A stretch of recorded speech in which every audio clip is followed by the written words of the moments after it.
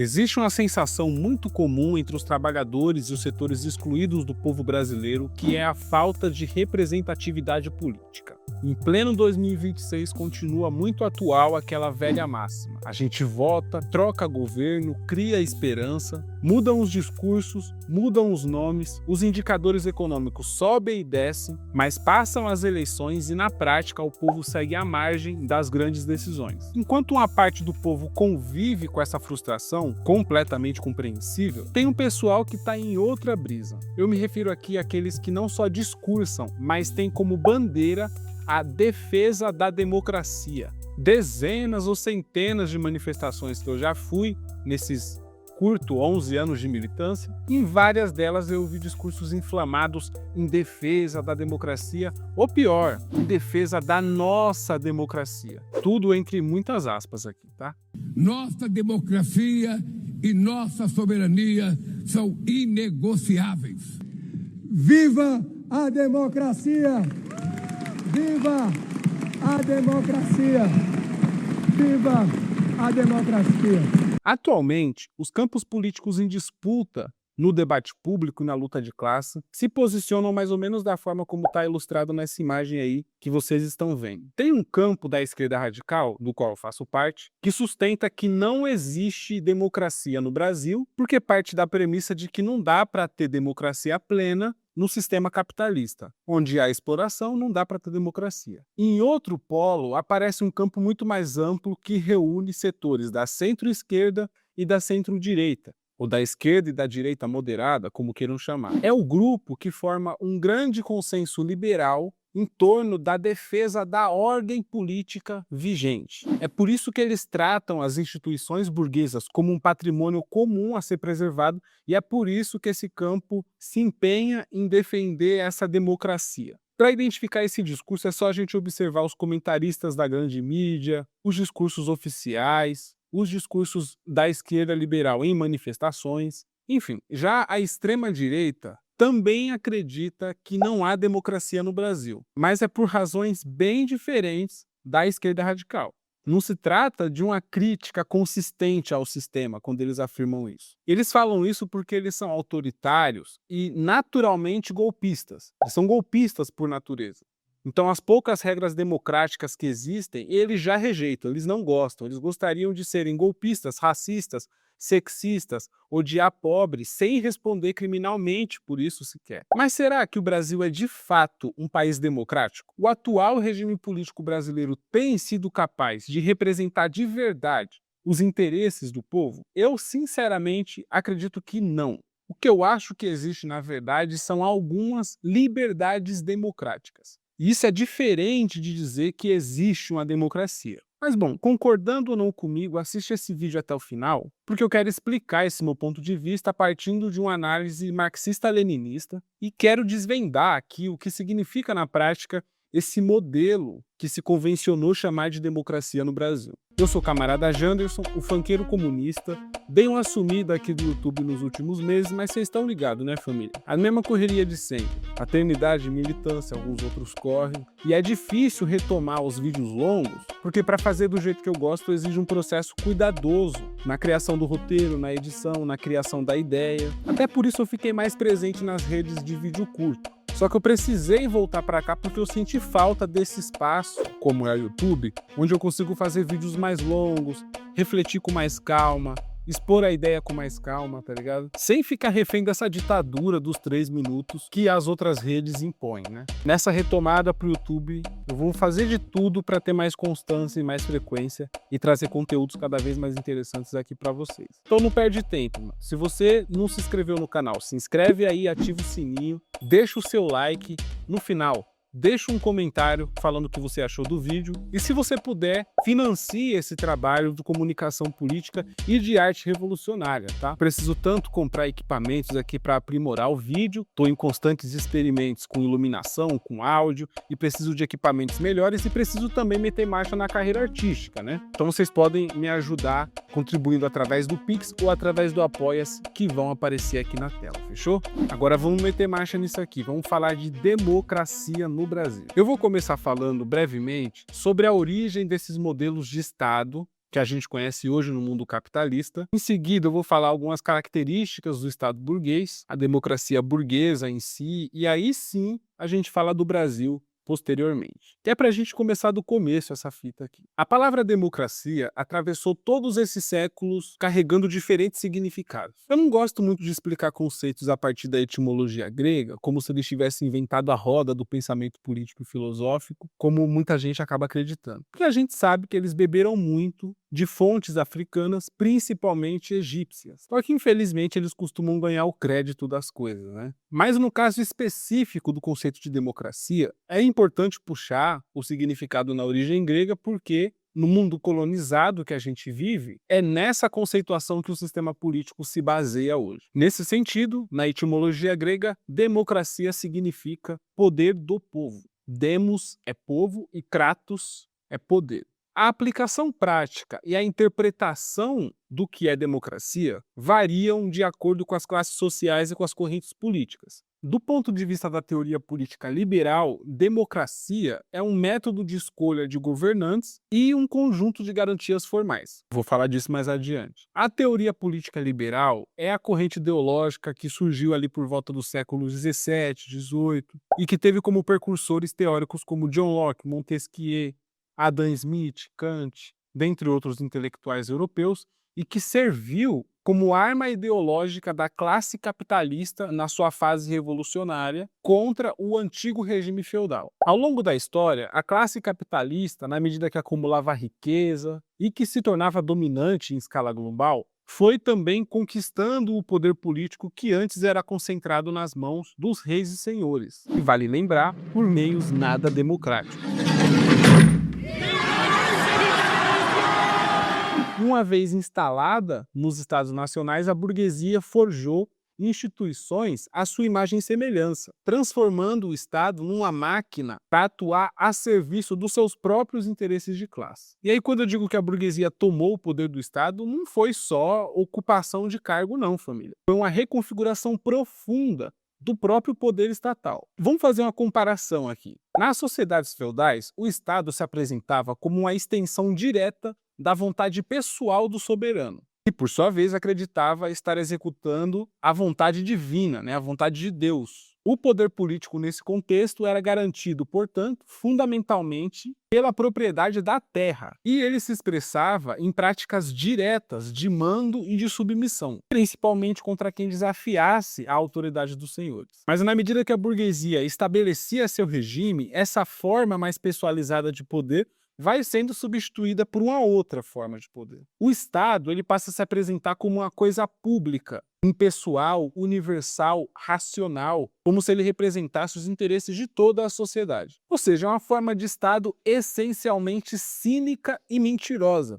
Porque isso é uma mentira, né, família? É verdade que a República Democrática, eu também vou falar mais sobre a República Democrática mais adiante, é verdade que ela foi a forma mais progressista que a burguesia conseguiu forjar dentro do seu próprio sistema. Mas uma coisa é a teoria e outra coisa é a prática, parça. Quem acha que na prática foi de forma republicana e democrática e o capitalismo chegou até aqui, está muito enganado. E tem mais obrigação ainda de me assistir até o final para desmistificar essas ideias. Porque se tem uma coisa que os ideólogos, defensores, historiadores liberais não contam, é que a burguesia conquistou sua riqueza e se consolidou no poder à base de muito sangue, muita guerra, invasões coloniais, golpes de Estado, devastação do meio ambiente, exploração brutal de diversos povos. Eles também não contam que o capitalismo precisou reprimir duramente o movimento operário, o movimento camponês, o movimento anticapitalista de um modo geral, para chegar até aqui. Em outras palavras, a burguesia construiu uma democracia para eles, para as frações burguesas disputarem essa democracia entre si,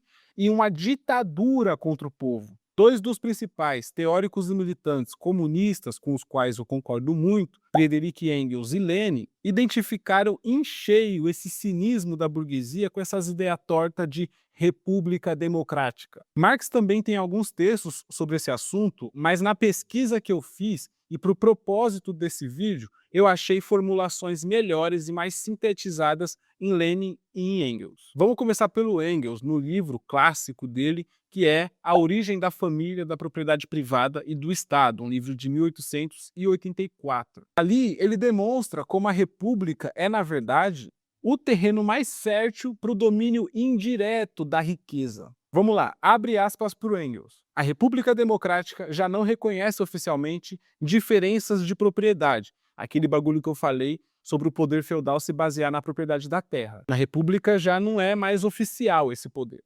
Nela, a riqueza exerce o seu poder indiretamente, só que com mais segurança. Ela o faz de duas maneiras. Uma, pela corrupção direta dos funcionários do Estado e pela aliança entre o governo e a Bolsa de Valores. 1884, viu? Mais atual do que nunca. A gente sabe que é exatamente isso que acontece, né? E essa formulação do Engels, ela foi decisiva porque ofereceu a base teórica para o Lenin depois desenvolver melhor ainda essa crítica às repúblicas democráticas. E essa análise do Lenin, esse trecho que eu trouxe aqui dele, é pimenta dos olhos daquela esquerda que fica bradando por aí. Em defesa da democracia, vamos defender a nossa democracia. Falam isso sem nenhuma ressalva. Enfim, em dezembro de 1918, no texto sobre democracia e ditadura, o Lenin diz o seguinte, abre aspas, falar em democracia pura, democracia em geral, igualdade, liberdade, universalidade, quando os operários e trabalhadores estão famintos, maltrapilhos, arruinados e esgotados, enquanto os capitalistas e os exploradores continuam a dominar as propriedades roubadas e o aparato pronto do poder do Estado, significa zombar dos trabalhadores e dos explorados. Isso simboliza um ataque aos fundamentos do marxismo que ensinou aos operários. Vocês devem usar a democracia burguesa como um progresso enorme em comparação com o feudalismo. Mas nem por um instante se esqueçam do caráter burguês dessa democracia, entre aspas. Não se esqueçam que o Estado, tanto sob a mais democrática república burguesa quanto sob a monarquia, não passa de uma máquina para a opressão de uma classe pela outra. Sensacional, né, mano? Aí Lenin vai lá e continua. A burguesia é obrigada a falsificar a verdade e chamar de governo do povo, ou democracia em geral, ou democracia pura, a República Democrática Burguesa, que representa na prática a ditadura da burguesia, a ditadura dos exploradores sobre a massa dos trabalhadores. Aí ele cita uns caras aqui, né? Scheiderman e Kautsky, Austerlitz e Renner, agora infelizmente com a ajuda do Friedrich Adler, apoiam essa mentira e essa hipocrisia. No entanto, os marxistas, os comunistas denunciam elas e falam aos operários e às massas trabalhadoras a verdade nua e crua. Na prática, a República Democrática,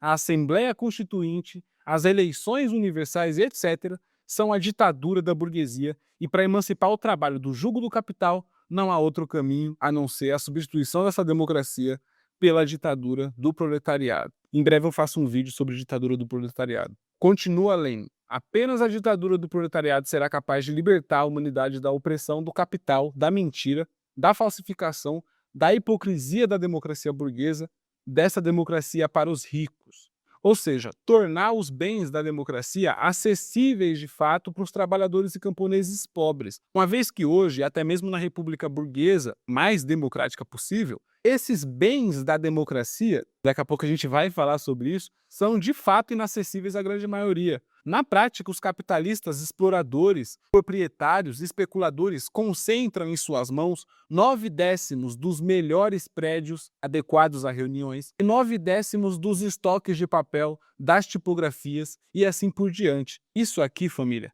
é fundamental para o raciocínio desse vídeo. Fecha aspas para o Lenin. Eu confesso, família, que eu acho esse trecho tão incrível que foi ele que me inspirou a querer falar desse assunto aqui. Faz algum tempo já. Porque hoje, para a esquerda brasileira, eu acho que isso cai como uma luva. Que aqui a gente tem exatamente esse tipo de alvo que o Lenin escolheu para esse texto. Que é a esquerda liberal, hoje a esquerda governista, ou como queiram chamar o bloco da esquerda moderada. Agora vamos falar sobre o Estado brasileiro e essa tal democracia no Brasil. O modelo de organização do Estado brasileiro, esse consolidado na Constituição de 88, no contexto do fim da ditadura militar, no plano jurídico, família, ele também reúne os elementos clássicos das democracias liberais burguesas. E é aí que entra a questão central. Aquilo que chamamos de Estado brasileiro é também, assim como os outros estados em países capitalistas, um Estado burguês. Suas regras, suas instituições, seus mecanismos de decisão, Tudo isso é burguês. Para os marxistas, isso parece óbvio e repetitivo. Mas é importante afirmar isso aqui, porque para muita gente, o Estado é uma entidade neutra, que na medida que troca os governos, ele troca de cor. Se o governo é de esquerda, o Estado vira socialista. Se o governo é de direita, o Estado vira capitalista. Muita gente acredita nessas coisas. Mas não é bem assim que funciona. O Estado, numa sociedade de classes, ele não funciona para atender os interesses de toda a sociedade, mas sim da classe que domina no plano da economia. Mesmo quando esse Estado se coloca como se ele fosse neutro, acima dos conflitos de classe. Olha o Estado brasileiro, por exemplo. O Estado brasileiro, oficialmente, é definido por uma série de termos que, para quem não está habituado com o vocabulário político e jurídico, soam muito confusos. E, em certa medida, realmente são confusos. Mas eu vou explicar cada um desses conceitos aqui. Segundo a própria Constituição, o Brasil é uma república federativa, presidencialista e organizada sob um Estado democrático de direito. É também um país que tem uma Constituição, uma democracia representativa, pluripartidarismo, ou seja, a existência de vários partidos, e aquele conhecido esquema de equilíbrio entre três poderes: o poder executivo, o legislativo e o judiciário. Um modelo tipicamente francês, inspirado no pensamento político liberal do Montesquieu, que é esse cara de pica que está aparecendo aqui na tela. Eu vou zoar mesmo. Mas o que isso significa se a gente for levar ao pé da letra? Se a gente for só considerar o que está escrito na teoria? Ser uma república quer dizer que o Estado é considerado uma coisa pública, como eu já expliquei. Não de uma família ou dinastia de um grupo específico, mas uma coisa pública. O chefe republicano não é um rei, tá ligado?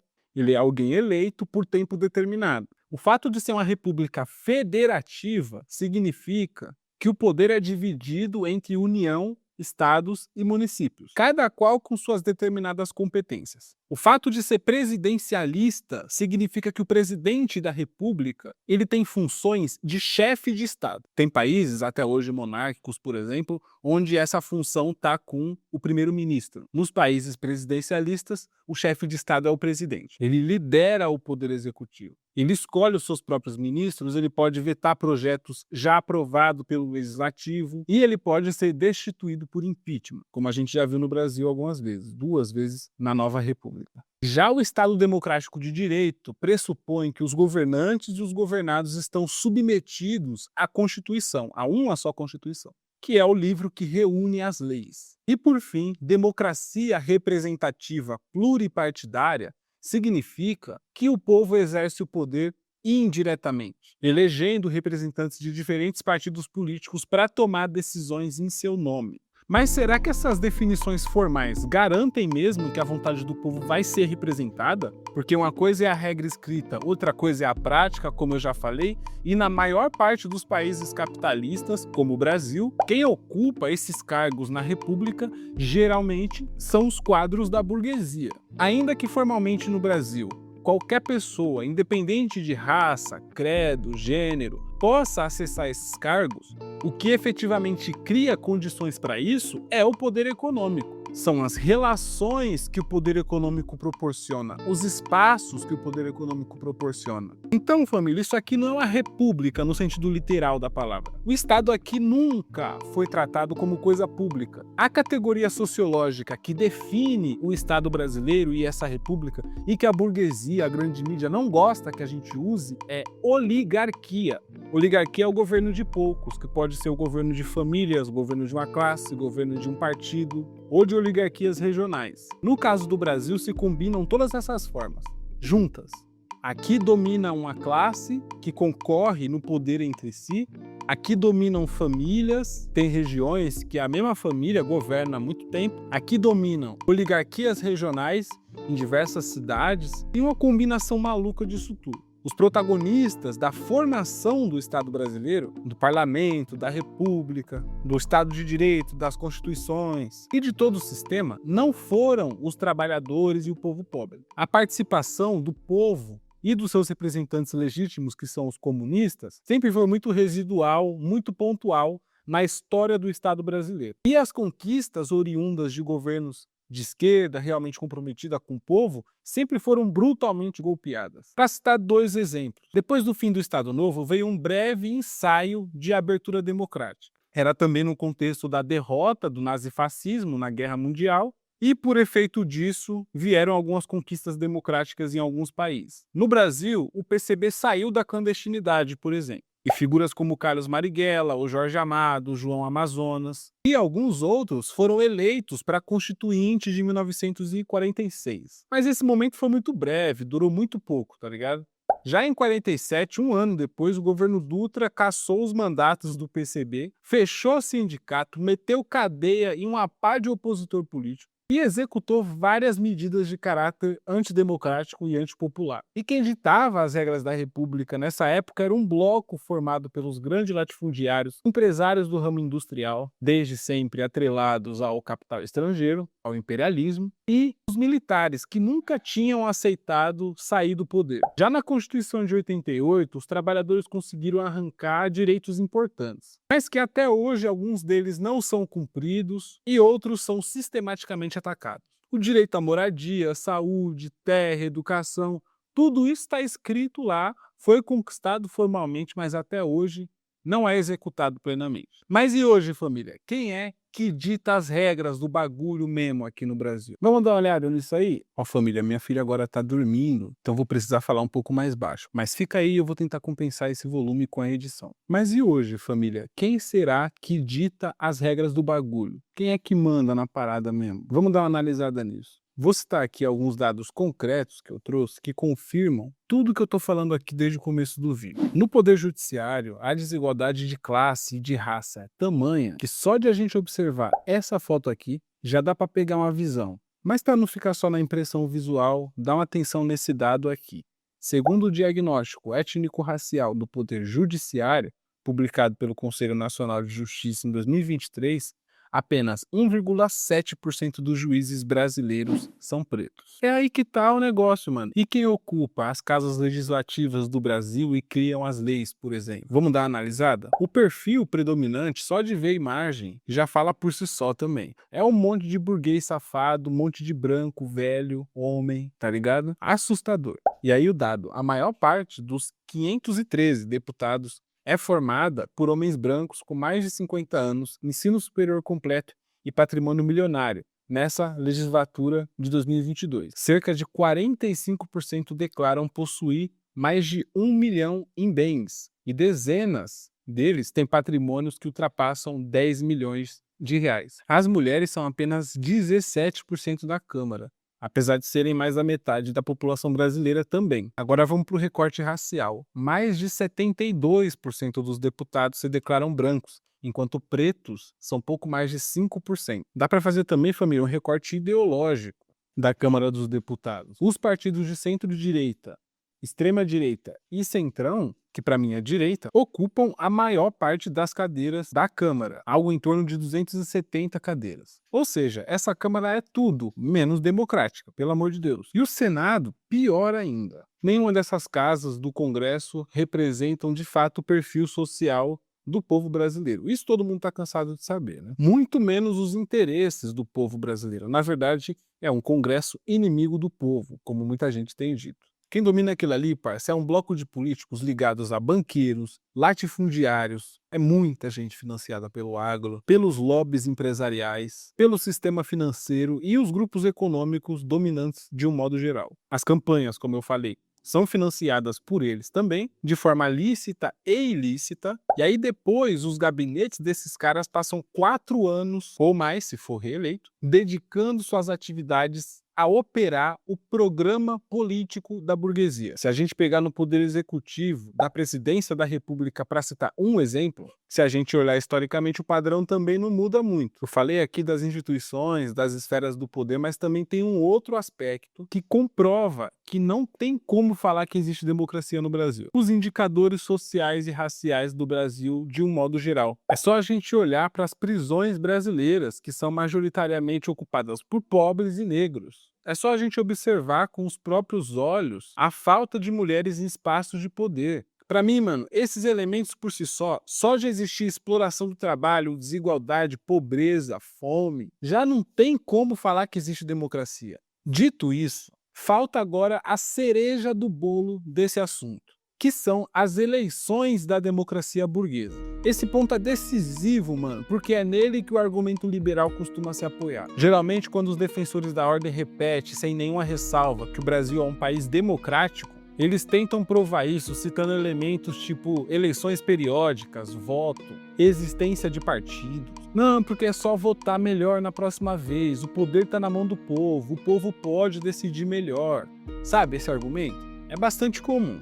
Isso, em tese, segundo essa visão, seria uma prova real de que o povo tem poder político. Só que é o mesmo discurso vazio que o Lenin já criticava naquele trecho que eu li aqui para vocês. Falar em democracia pura, eleições universais, enquanto os exploradores continuam dominando os meios materiais da política, os prédios, as estruturas, a grana. Enquanto isso existir, mano, é uma falácia esse papinho de democracia. É uma mentira. Mas suave, vamos ver se essas ideias procedem mesmo? Vamos dar uma olhada para as eleições brasileiras? Vamos falar disso seriamente agora? Então demorou, vamos ver se é democrático mesmo isso aqui. Avisa aí para aquele liberal que fica defendendo essas ideias que depois do processo de redemocratização no Brasil, as diretas já, o fim da ditadura, as eleições até voltaram a ocorrer regularmente no Brasil. Mas nas décadas seguintes, sob um discurso de modernização, simplificação do sistema eleitoral, a própria burguesia começou a dificultar progressivamente a disputa eleitoral por meio de um bagulho chamado reforma política. Vamos falar disso aqui agora. Se você acompanhava o noticiário por volta de 2013, 2015, 2017, provavelmente você já ouviu falar muito sobre isso. As jornadas de junho de 2013 levaram essa pauta para a rua, né? Deu um fôlego de novo para essa pauta, e depois disso não pararam mais de comentar sobre isso nos noticiários. E aí, diferentes correntes ideológicas defendem reformas políticas, cada qual de acordo com seus interesses. A burguesia e os partidos da ordem têm seus próprios projetos, correntes religiosas, correntes socialistas, organizações da esquerda revolucionária, como o PCB, por exemplo, que é meu partido, também reivindicam mudanças profundas nesse sistema eleitoral, só que com um conteúdo político completamente diferente do da burguesia, né? Enquanto reforma política para eles serve para estabilizar a ordem, preservar a ordem social, os revolucionários defendem uma ruptura com esse modelo, uma ampliação radical da participação popular nas decisões cotidianas, não só eleitorais. Mecanismos de democracia direta, tá ligado? Tipo conselhos, comitês e várias outras formas de poder popular. Em outro vídeo eu explico mais sobre as propostas do PCB nessa área. Outros partidos do campo radical defendem coisas parecidas também. O problema é que ao longo dos últimos 30 anos dessa república, a burguesia foi a única força social que conseguiu de fato aplicar sua reforma política na prática, que conseguiu de fato executar suas ideias de reforma. Lembrando que chamam vulgarmente de reforma política, eu estou me referindo dessa forma aqui no vídeo, mas é reforma política e eleitoral. Desde meados da década de 90, as oligarquias burguesas e os setores remanescentes da ditadura militar passaram a se empenhar fortemente nessa tal reforma política porque perceberam que o número de partidos políticos depois da nova Constituição, para se ter uma ideia, no Brasil, de 2 partidos durante a ditadura,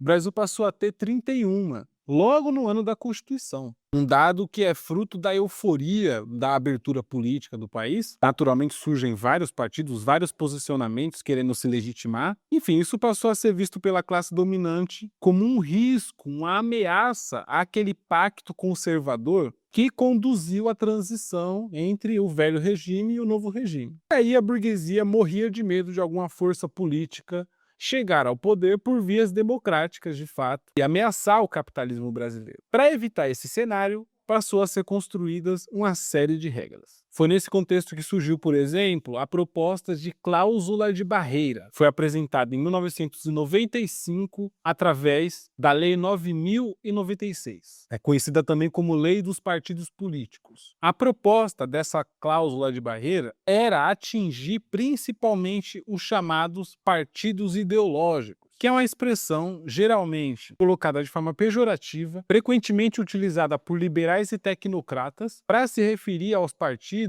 que não se rendem aos acordões do Congresso, toma lá da cá da política tradicional, partidos que têm coerência ideológica. Aí eles chamam de partidos ideológicos. Mas falando da proposta concretamente de cláusula de barreira, explicando o que é isso. A proposta previa que a partir de 2006, somente os partidos que alcançassem pelo menos 5% dos votos para deputado federal em todo o país e 2% em pelo menos 9 estados, só esses partidos teriam acesso à maior parte dos recursos do fundo partidário e a um tempo significativo de propaganda no rádio e na televisão. Esses partidos, eles dividiriam 99% do fundo partidário e teriam direito a 20 minutos de propaganda em cadeia nacional e mais 40 minutos para inserções publicitárias ao longo das programações. Agora, os demais partidos que não alcançassem 5% dos votos para federal ou 2% para estadual, dividiriam entre si, todos eles dividiriam entre si 1%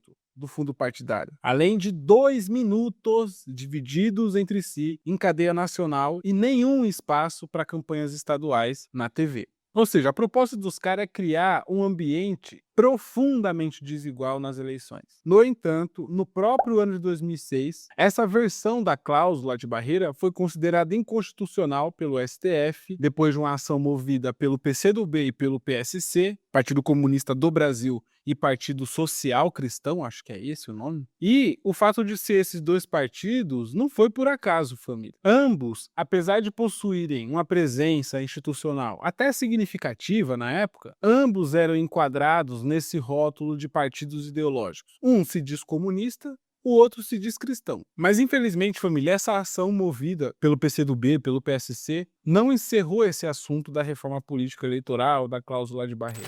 As manifestações de 2013 acenderam na sociedade o debate sobre a reforma política. No primeiro discurso após a reeleição, a presidente Dilma Rousseff assumiu um compromisso para 2015. Entre as reformas, a primeira e mais importante deve ser a reforma política e que deve mobilizar a sociedade num plebiscito por meio de uma consulta popular. A semana será dedicada à votação da reforma política. O presidente da Câmara decidiu levar as propostas direto ao plenário e descartar o relatório da comissão especial, que discutiu as propostas durante 3 meses. Os deputados Henrique Fontana, do PT, e Chico Alencar, líder do PSOL, chamaram Eduardo Cunha de ditador. Houve um golpe articulado pelo presidente da casa e pelo próprio presidente da comissão. A decisão não é minha, é dos líderes. Rodrigo Maia, do DEM, que era o presidente da comissão, assumiu a relatoria. Em 2017, o Congresso Nacional reintroduziu praticamente o mesmo mecanismo. O comando dos principais partidos e o presidente do Tribunal Superior Eleitoral se reuniram hoje para discutir a reforma política que está em andamento na Câmara dos Deputados. Algumas propostas em debate atingem principalmente os pequenos partidos. Durante o almoço na residência oficial da Câmara, dirigentes de partidos e o presidente do TSE, Gilmar Mendes, discutiram 2 medidas que podem alterar a quantidade de partidos políticos no país. Essa emenda recriou na prática a antiga cláusula de barreira, estabelecendo aquelas exigências mínimas de votos para que os partidos tenham acesso ao fundo partidário e ao tempo de televisão e de rádio. Essas regras estão em vigor até hoje, só que com algumas mudanças, né? Ela instituiu exigências gradativas para os partidos irem cumprindo até 2030. E aí, desde 2019, só tiveram acesso ao fundo partidário os partidos que obtiveram pelo menos 1,5% dos votos nas eleições para a Câmara dos Deputados. Votos distribuídos em pelo menos 1/3 das unidades da federação, tá?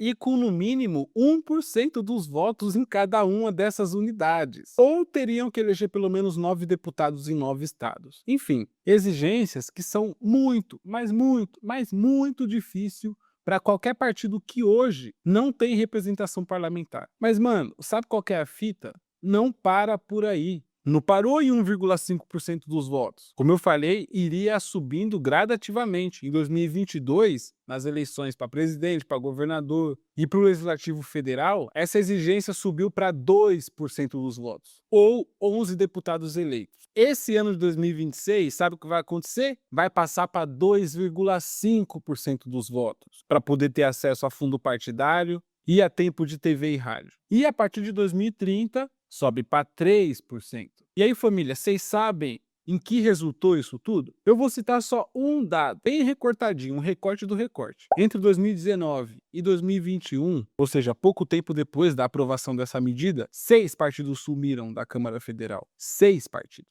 Então percebam o esforço em concentrar recurso financeiro e propaganda nas mãos de poucos partidos. É uma tentativa clara de americanizar as eleições brasileiras. Embora a inspiração dessas reformas não seja só dos Estados Unidos, mas tem bastante inspiração também no modelo alemão, pelo que os próprios defensores e estudiosos da burguesia falam nas entrevistas por aí. E aí, família, a reforma de 2017 não ficou só por isso, não. Não foi só a cláusula de desempenho. Ela encerrou também as coligações partidárias. Lembram? Os partidos podiam eleger representantes juntos, os 2 partidos serem titulares do mandato. Mas depois da reforma, isso acabou para a cadeira de deputado federal, deputado estadual, Câmara, vereador, acabou as coligações. Ou seja, os partidos começaram a depender somente dos seus próprios votos para alcançar o quociente eleitoral. Bom, esse conjunto de medidas, família, prejudicou muito os partidos do campo revolucionário, da esquerda revolucionária. Se antes já era difícil para esses partidos elegerem um representante, PCB, o PSTU, mais recentemente a UP, imagina depois dessa medida. Foi um efeito devastador, mano. Partidos que já atuavam com poucos recursos antes da medida passaram a enfrentar cada vez mais dificuldades, não só durante as eleições, mas no cotidiano partidário. Construir um partido, sustentar a sede, se autofinanciar, ficou cada vez mais difícil. Se você reparar, depois de 2016 não se viu mais campanha do PCB na TV, do PSTU não se vê desde 2018. É puro efeito dessa medida, tá ligado? A gente não tem direito sequer de falar com a grande massa. Enquanto isso, mano, quando chega a eleição, as principais siglas dominam a propaganda eleitoral. E é o tempo inteiro, mano. As pessoas chegam a ficar irritadas porque é só mentira, é só promessa vazia, tá ligado? Ou seja, sobra tempo pra esse pessoal aí. Na época que o PCB passava, pelo menos tinha umas verdades lá. Agora é PCB. Socialismo no Brasil não é só possível, é necessário. A sociedade capitalista ameaça a vida humana, depreda o meio ambiente e tudo para concentrar riquezas nas mãos de pouquíssimas pessoas. Socialismo significa mudar profundamente o nosso modo de vida, colocando os meios de produção sob o controle daqueles que trabalham. O Programa Socialista para o Brasil exige que o Estado tenha o controle das áreas estratégicas para a economia, como a mineração, a produção e distribuição de energia e a infraestrutura de portos e aeroportos. Da mesma forma, defendemos a estatização do sistema financeiro. Os outros socialistas falavam as verdades, falavam de banqueiro, sistema financeiro, capitalismo. Você não escuta mais isso em propaganda eleitoral. Teve campanha aí que os nossos partidos, os partidos do campo revolucionário, tiveram que percorrer o país inteiro com menos de 1 milhão de fundo eleitoral. Já os partidos da ordem contavam com mais de 60 milhões para encher as cidades de santinho, corromper uma série de agentes econômicos e ludibriarem as pessoas. E aqui a gente flagra uma contradição no mínimo interessante dessa reforma política. Durante anos, os partidos da ordem, então, jornalistas, os liberais, enchem o saco das pessoas. Não, porque o poder público gasta muito com esses partidos, todo ano é eleição, o fundão, tá recebendo fundão. É o tempo todo enchendo o saco com esse discurso. Só que fica difícil sustentar esse discurso se a gente olha os dados, se a gente olha a evolução do gasto do Estado brasileiro com as eleições. Os caras criaram uma parada chamada fundo eleitoral. É diferente do fundo partidário. O partido só recebe nas eleições. E isso foi para compensar o fim das doações empresariais para as campanhas. Vocês lembram que antes podia, né? Só que depois de muitos esquemas claros de corrupção, eles proibiram isso aí. Embora, ilegalmente, por vias indiretas, os empresários continuem financiando campanhas por aí. Ou com seu próprio CPF, enfim. Na última eleição, o gasto com o fundo partidário girava em torno de R$1 bilhão. Agora, você sabe quanto é que vai ser agora em 2026? Algo em torno de 5 bilhões de reais. Ou seja, isso é uma coisa que eles prometeram e não aconteceu. A única coisa que aconteceu foi o sumiço de partidos que se sentiram forçados a se federarem, partidos que até hoje não conseguem eleger nunca. Isso eles conseguiram fazer. Diminuir os poucos direitos democráticos que existem, eles conseguiram. Agora, o gasto de dinheiro público com campanha para grandes partidos só aumenta a família. Aí o liberal, defensor dessa reforma, a única coisa que ele pode argumentar agora é o Brasil, né? No Brasil essas coisas acontecem, né? não consegue fazer uma meia-culpa de que estava defendendo merda na época da reforma política. Então, assim, cabe perguntar para esse pessoal aí, quando um sistema político concentra recursos financeiros, acesso à propaganda e todas as condições de competição nas mãos de poucos partidos, isso é democracia? Não é democracia. E outra, vocês acham que para por aí? Lógico que não. Tem outros marcos institucionais que são parte dessa reforma e que dificultaram mais ainda a vida dos partidos mais combativos. A Lei 9.504 de 1997, conhecida como Lei das Eleições, ou seja, 2 anos depois daquela de 95 que eu falei anteriormente, entre outras disposições, no artigo 46, estabelece que só candidatos de partidos com representação no Congresso Nacional terão direito a participar dos debates televisivos. Quem não cumpre esse requisito, para ser convidado, a própria emissora tem que querer, ou seja, fica a critério da própria emissora. E aí, também não para por aí, porque a legislação atual é a da reforma de 2015. Foi um ano também com vários marcos da reforma política. E agora a exigência não é só a presença lá no Congresso Nacional. São 5 representantes no Congresso que tem que ter agora. Aí eu te pergunto, você acha que a Rede Globo, a Record, a Band vai querer comunista lá, que não tem representação no Congresso, comunista falando de banqueiro, de sistema financeiro, de terra, do agronegócio, da exploração, do fim da escala 6x1? Você acha que eles querem? Eles não querem, eles não vão chamar, mano. E como os donos dessas principais emissoras são alinhados com o pessoal do mercado financeiro, do agro e do caralho, é óbvio que o efeito disso é previsível, né, mano? Aí depois vão ficar lá na orelha deles, lá do diretor de jornalismo. Porra, vocês chamaram os comunistas, os caras falando mal de nós, não sei o que lá. Eles não querem, eles não vão chamar os comunistas. Foi para isso que eles criaram essas regras. Ou seja, os grandes meios de comunicação, os porta-vozes da burguesia, ganharam o poder de definir quais candidaturas serão visíveis para o grande público. Desde a criação dessa lei, centenas de debates eleitorais aconteceram, estadualmente, municipalmente, nacionalmente, e em praticamente nenhum deles tinha gente do PCB, do PSTU ou da UP. Vamos lembrar os ensinamentos de Lenin e admitir de uma vez por todas que isso aqui não é uma democracia. Esse regime político que vigora no Brasil é uma ditadura burguesa. Esse vídeo eu tentei provar categoricamente, mas assim, daria para ficar horas e horas citando fatores que provam isso. As pessoas, principalmente de esquerda, ficam com esse linguajar, que não é só o linguajar, e se expressam a compreensão política. É esse bagulho de, em defesa da democracia e não sei o quê, ou pior, a nossa democracia. Esses setores estão mentindo para a população. É por isso que eu prefiro 1000 vezes a forma como o PCB trata o assunto. Pra gente, democracia de verdade é o poder popular. Democracia de verdade é o socialismo. Não tem que ficar falando que a gente está numa democracia. Tem até uma nota no site do partido que afirma isso categoricamente. Foi lá no contexto que estava tendo atos golpistas, bolsonaristas, um ano depois do 8 de janeiro, ou seja, ali no começo de 2024, quando o Bolsonaro ia pra Paulista com a puta multidão lá e ficava incitando o golpe. Nessa época,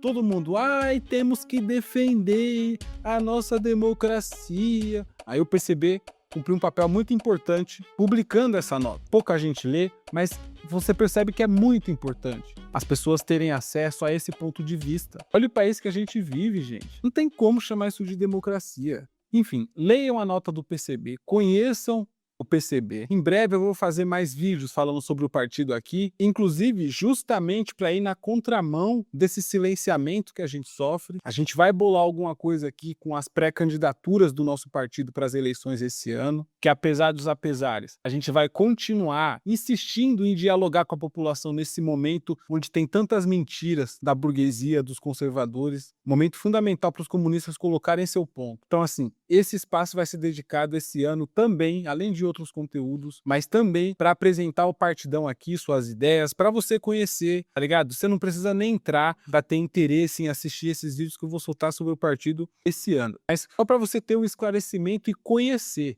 Porque a imprensa burguesa, o regime burguês, a democracia burguesa não quer que você conheça o nosso partido, tá ligado? Então é isso, família. O vídeo de hoje foi isso, certo? Espero que vocês tenham gostado. Compartilha para as pessoas que você conhece. Comenta o que você acha. Você pode discordar de mim à vontade aqui, contanto que seja com respeito, tá ligado? Quando eu tiver um tempo legal, eu vou lá e respondo, a gente interage. Mete o like nesse vídeo aí. Se inscreve no canal se você ainda não se inscreveu. Ativa o sininho para ser notificado dos próximos conteúdos e não se esqueça, muito importante para mim, o apoio financeiro de vocês para continuar com esse trabalho e melhorar a qualidade dele, certo? Então vou deixar aqui na tela o meu Pix e o meu Apoia-se. O Pix é camaradajan@yahoo.com. O Apoia-se é apoia.se/camaradajanderson. É o que você vai digitar lá na barra de pesquisa do navegador, certo, família? E é isso, mano. Um abração pra todo mundo aí, até o próximo vídeo.